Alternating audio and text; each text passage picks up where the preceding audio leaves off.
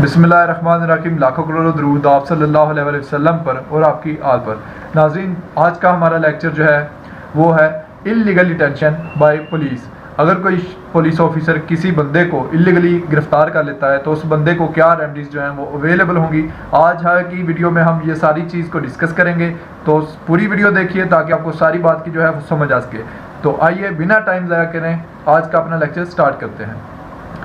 नाज़रीन, हर बंदे को लिबर्टी और फ्रीडम जो है वो हासिल है पाकिस्तान में, और ये लिबर्टी और फ्रीडम जो है ये दी गई है पाकिस्तान के कॉन्स्टिट्यूशन आर्टिकल 10 में। इसमें safeguard as to arrest and detention जो है वो मुहैया किया गया है पाकिस्तान की पब्लिक को, कि कोई भी अदारा या कोई शख्स किसी शख्स को या कोई भी ऐसी जो है एजेंसी किसी भी आदमी को बग़ैर किसी वजह के जो है वो गिरफ़्तार नहीं कर सकती, और ना ही कोई बंदा किसी बंदे को हब्स बेजा में रख सकता है। नाज़रीन, आज मैं आपको बताऊंगा कि अगर कोई पुलिस ऑफिसर आपको या किसी बंदे को बिला वजह गिरफ़्तार करके जेल में रखता है या उसको थाने में बंद कर देता है, तो उस बंदे को, उस पुलिस वाले के ख़िलाफ़ क्या रेमेडीज़ अवेलेबल होंगी, कैसे हम बच सकते हैं और कैसे हम लोग जो है वो जेल से बाहर आ सकते हैं। सबसे पहले तो ये कि अगर पुलिस ऑफिसर आपको थाने में बुलाता है तो उसका एक प्रॉपर लीगली एक तरीक़ाकार होता है। पुलिस वाले ने अगर कोई तफ्तीश करनी है या आपके ख़िलाफ़ कोई FIR रजिस्टर हो गया है तो उसने आपको जो थाने में बुलाना है तो वो आपको डायरेक्टली उठा के थाने नहीं ले जाएगा, बल्कि उसने आपको एक समन इशू करेगा या आपको पहले इन्फॉर्म करेंगे कि आप थाने में आएँ, और आप खुद जो है वो थाने में जाएंगे और वहाँ जाके आप पेश होंगे। तो यहाँ पे एक बात मैं कहता चलूँ कि अक्सर हमारे यहाँ ये होता है कि जो लोग हैं उन्हें पुलिस वाले बिला वजह उठा के ले जाते हैं, या किसी इलाके के चौधरी के कहने पे जो हमारा रिवाज है, या किसी वडेरे के कहने पे जो है वो आम आदमी को जो पुलिस आती है गिरफ्तार करती है और थाने में ले जाती है, और बिला वजह 2-3 दिन जो है जेल में या थाने में उन्हें बिठाए रखते हैं, और बाद में उन्हें वो उसी चौधरी या वडेरे के कहने पे छोड़ दिया जाता है। तो नाज़रीन,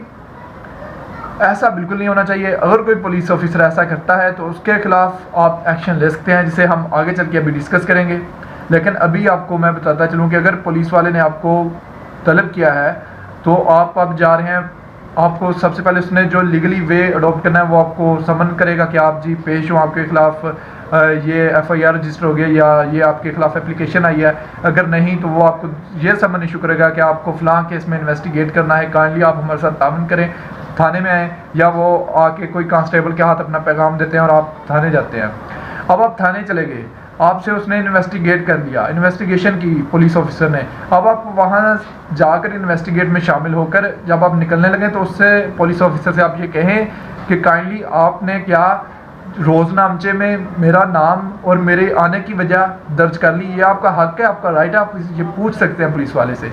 अब क्या है, पुलिस वालों के पास थाने में 25 तरह के रजिस्टर होते हैं, जिसमें से एक रोज़नामचा रजिस्टर होता है, जिसमें पुलिस वालों ने दर्ज करना होता है कि आज हमारे पास फ़लाँ बंदा आया, हमने उससे फ़लाँ चीज़ पे इन्वेस्टिगेट किया, और कब आया और कब वो यहाँ से चला गया। ये आप पूछ सकते हैं, ये आपका हक है। दूसरा, अब आपको मैं बताता चलूँ, अगर आपको पुलिस ने पकड़ लिया है, आपको उसने बिला वजह बंद कर दिया है, तो वो आपको ज़्यादा से ज़्यादा जो है ना वो 24 घंटे तक जेल में रख सकता है। इसके बाद उसने लीगली तौर पे आपको मजिस्ट्रेट के सामने, बिफोर दी मजिस्ट्रेट, उसने पेश करना होता है। अगर वो ऐसा नहीं करते तो वो कानून की खिलाफ वर्जी कर रहे हैं। अब ये एक और बात मैं बता दूं आपको कि अगर कोई केस जो है वो आपके खिलाफ रजिस्टर हो चुका है, आप को जो है पुलिस ने तलब किया है या आपको उन्होंने समन दिया है, या वो अगर वो जो है कोगनाइजेबल ऑफेंस है तो पुलिस आपके लिए अरेस्ट करने के लिए आपको वो छापे मारी है, तो आपको सबसे पहले जो है एक वकील से रब्ता करना है और आपको प्री अरेस्ट बेल लेनी है। प्री अरेस्ट बेल आपकी जब मंजूर हो जाएगी तो आपको वहाँ कोर्ट से रोबकार इशू करवा के और फिर उसे साथ लेके फिर आप थाने जाएं और उन्हें जाके वो दिखाएंगे जी आप मुझे गिरफ्तार नहीं कर सकते, ये मेरी प्री अरेस्ट बेल है, और अब बताएं आपने मुझे किस मामले में जो है वो दर्ज किया, या आपने जो भी अपने बारे में सफाई देनी हो कि ये केस झूठा है या जो भी है। इन्वेस्टिगेट में या इन्वेस्टिगेशन में आप जब शामिल होंगे तो आप वो बातें उन्हें बताएंगे, लेकिन वो आपको अरेस्ट नहीं कर सकते। इसके बाद आ जाते हैं नाजरीन, अगर पुलिस वाले आपको इलीगली जो है वो गिरफ्तार कर लेते हैं 24 घंटे में आपको मजिस्ट्रेट के सामने पेश भी नहीं कर रहे, आपको उन्होंने गिरफ्तार किए रखा और बाद में आपको जो है किसी के कहने पे या जो भी उनका इलीगल मोटिव था वो उन्होंने पूरा करके आपको जो है छोड़ दिया। तो अब आपके पास क्या रेमेडी है, आप 491 CRPC की आप एप्लीकेशन फाइल कर सकते हैं सेशन जज को उन पुलिस वालों के खिलाफ या उस पुलिस वाले के खिलाफ जिसने आपको इलीगली गिरफ्तार रखा और आपको विदिन 24 आवर्स मजिस्ट्रेट के सामने पेश नहीं किया। आप उसके खिलाफ 491 CRPC की एप्लीकेशन जो है वो फाइल कर सकते हैं सेशन कोर्ट में भी, और 491 CRPC की एप्लीकेशन आप हाई कोर्ट में भी फाइल कर सकते हैं। लेकिन यहाँ पे एक और चीज़ आपको मैं बताता चलूँ, अगर आप 491 CRPC की एप्लीकेशन के बजाय हाई कोर्ट में आप अगर हैबियस कॉर्पस की रिट फाइल करें तो वो आपके लिए ज़्यादा मौसर होगी।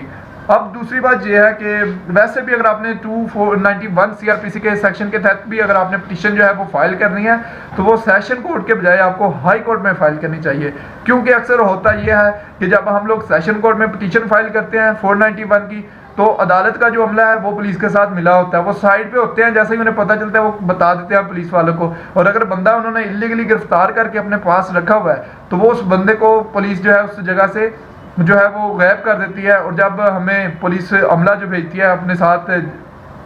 जो हमें पुलिस का अमला दिया जाता है कोर्ट की तरफ से कि उस बंदे को जाके हम लोग वहाँ से रिकवर करवा लें, तो वो वहाँ पे एक प्रॉब्लम क्रिएट कर देते हैं, क्योंकि वो बंदा वहाँ से निकाल लिया गया होता है पुलिस की तरफ से, उन्हें जो इन्फॉर्मेशन मिल जाती है क्यों, तो पुलिस वाले उस बंदे को वहाँ से साइड पे कर लेते हैं। और बाद में लोग कहते हैं जी वकील जो है वो नहीं सही, वो हमारे साथ जो है वो अच्छा तावन नहीं कर रहे, या ये वो लोग कहते हैं। अभी लोगों को तो पता नहीं कि असल में गेम क्या हो रही है।